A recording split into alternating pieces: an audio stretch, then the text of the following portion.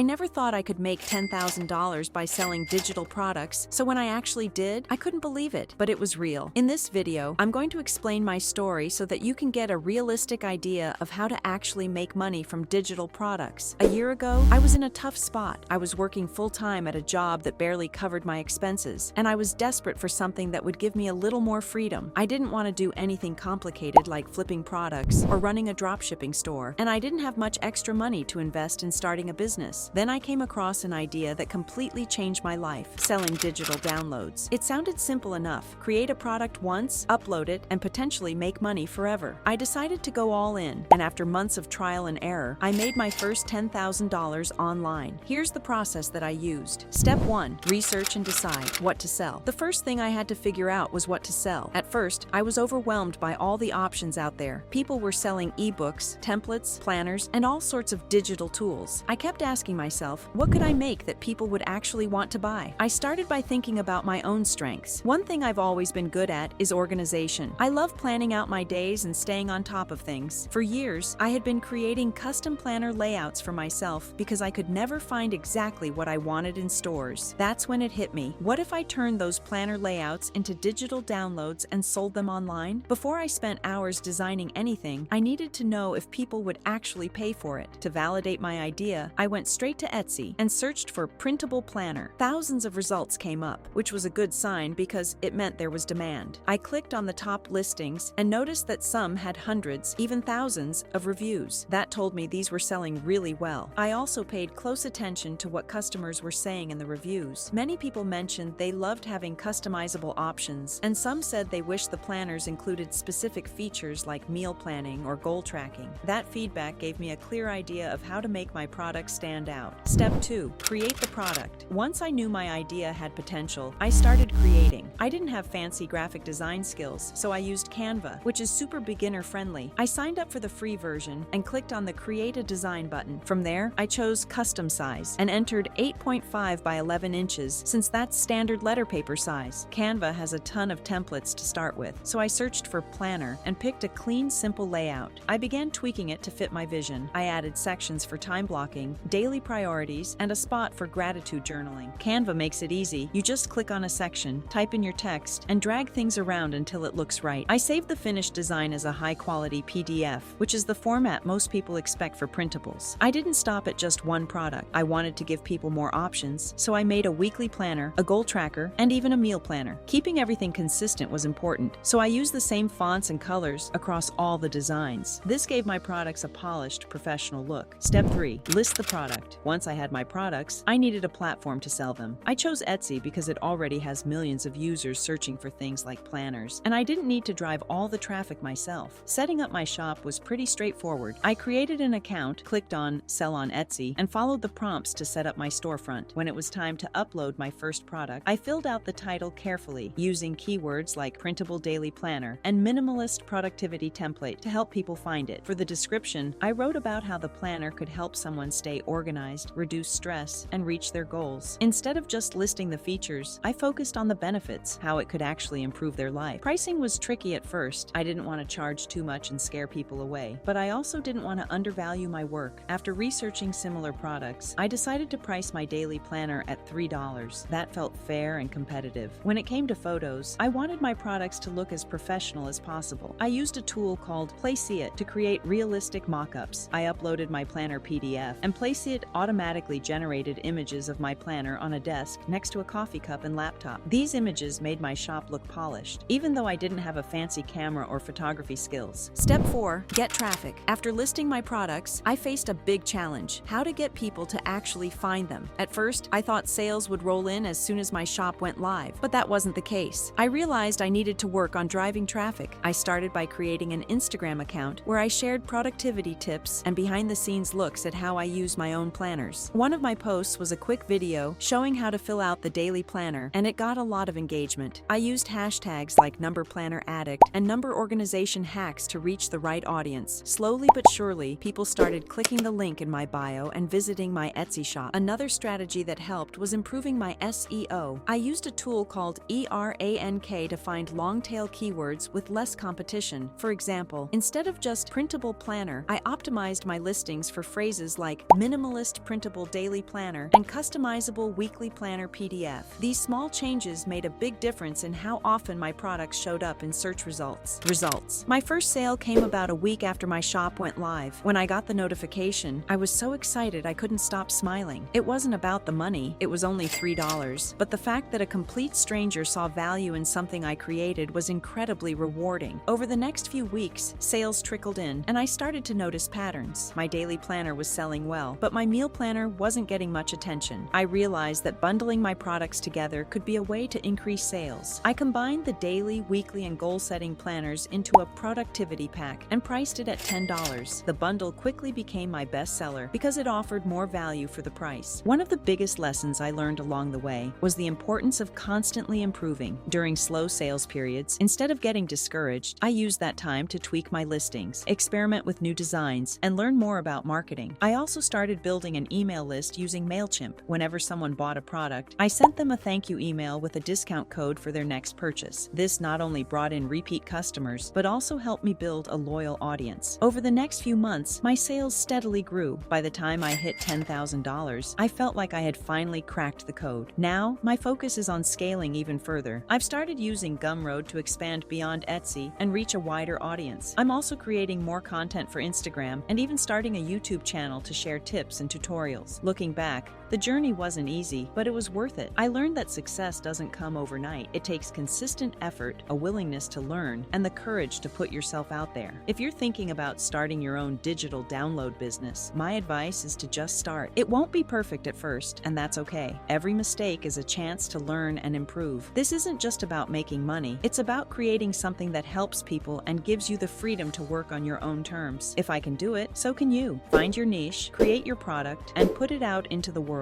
You never know where it might take you. If you have any questions about how to sell and create digital products, or if you want to learn more specific hacks, click the link in the description to join our free Wealthy Club school community. Inside, we share exclusive tips and updates on making money online, and we even do weekly giveaways. It's completely free, and you'll be surrounded by people who are also making money online like you, so check that out. Where are you at in your digital product journey? Let me know in the comments. And if you found this helpful, make sure to like and subscribe for more videos like this.